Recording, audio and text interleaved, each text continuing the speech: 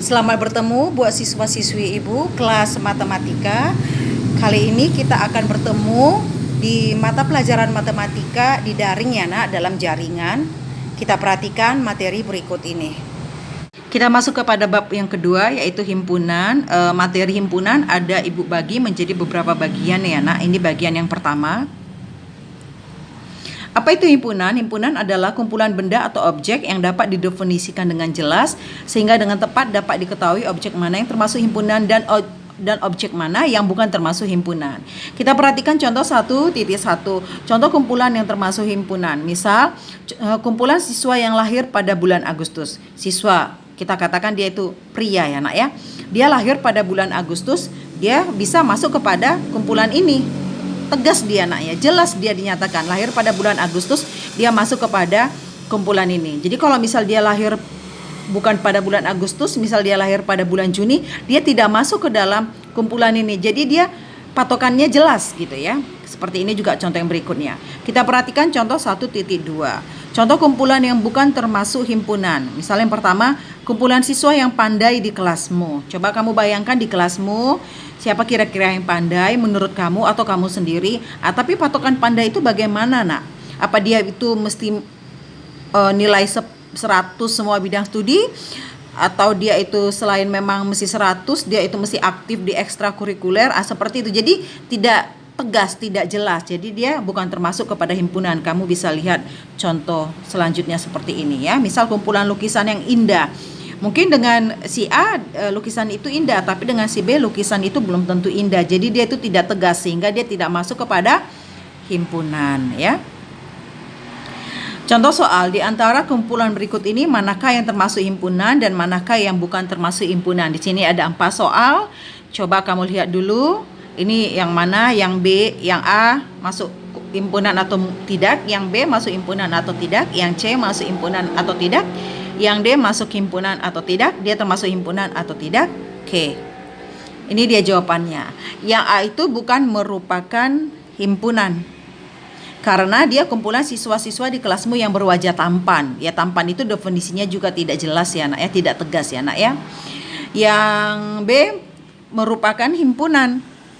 Karena apa? Kumpulan siswa di kelasmu yang beratnya, kalau dia beratnya kurang dari 45 kg, misal beratnya 40 kg, dia masuk.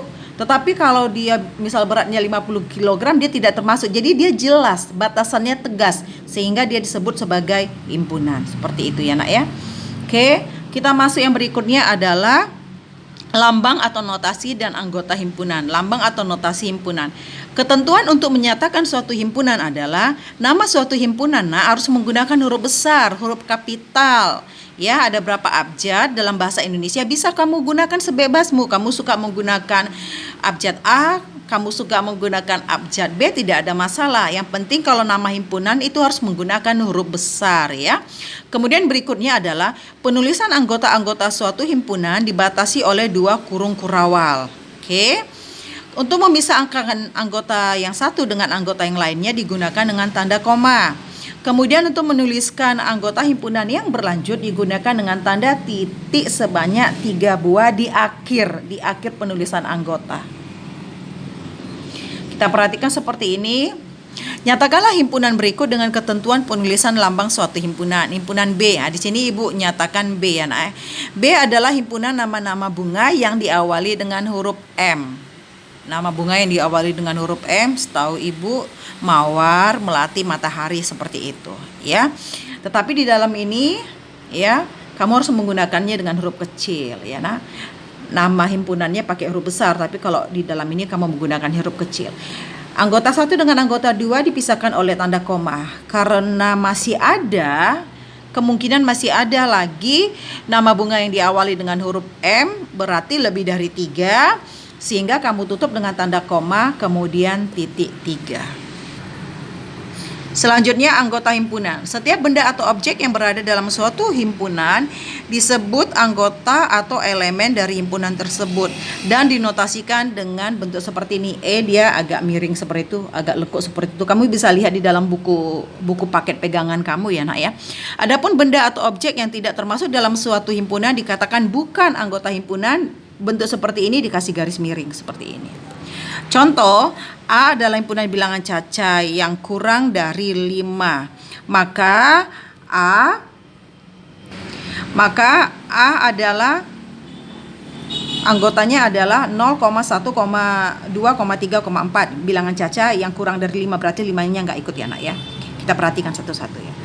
0 itu ada di himpunan A, sehingga 0 anggota himpunan A. Anggota himpunan A, ini dia simbolnya. 1 itu ada di himpunan A, sehingga itu 1 elemen A. Ini dia simbolnya.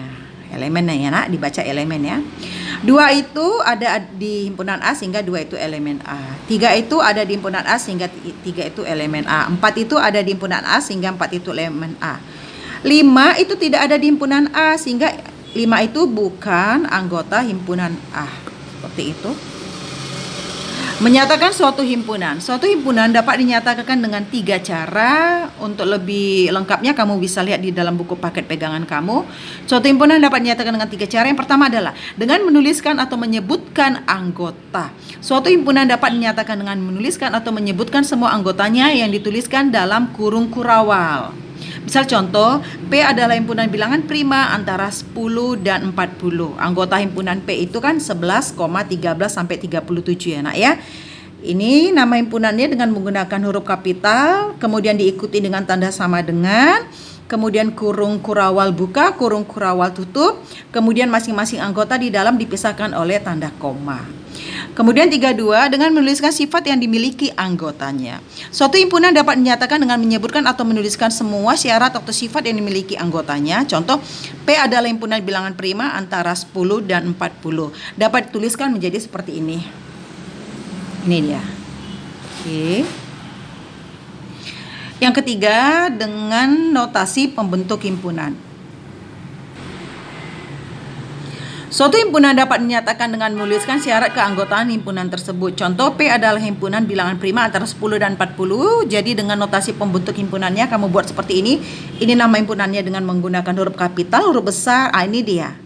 Di mana? Ini koma bacanya di mana? X itu elemen bilangan prima. Jadi maksudnya X itu ini. Ini dia. Inilah yang ditanyakan. Inilah istilahnya di antara 10 dan 40. Ini dia. Oke anak ya. Kemudian contoh selanjutnya kamu bisa lihat di halaman 56 buku paket kamu. Mari mencari tahu 3. Tetap semangat belajar matematika ya nak ya. Jangan pernah down ya nak ya. Dari paparan yang udah Ibu jelaskan tadi mengenai matematikamu, itu semuanya kamu simak ya nak ya. Setelah kamu simak, kamu paham, kamu pindahkan ke dalam buku catatanmu. Kalau kamu belum paham, kamu bisa ulang lagi secara perlahan, tidak perlu buru-buru. Tetap semangat belajar matematika, sehat selalu.